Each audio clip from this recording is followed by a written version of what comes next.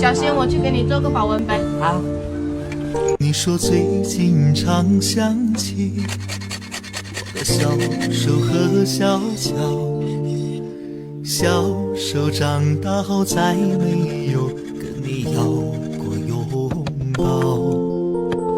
年幼的我在你背上留下多少欢笑，可现在回家才发现你们悄悄累弯的腰，多少次把我扶起，转身又摔了一跤。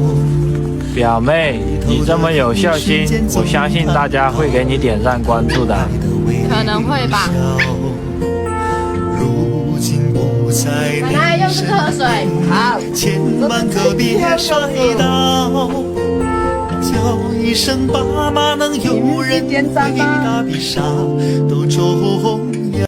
快手，拥抱每一种生活。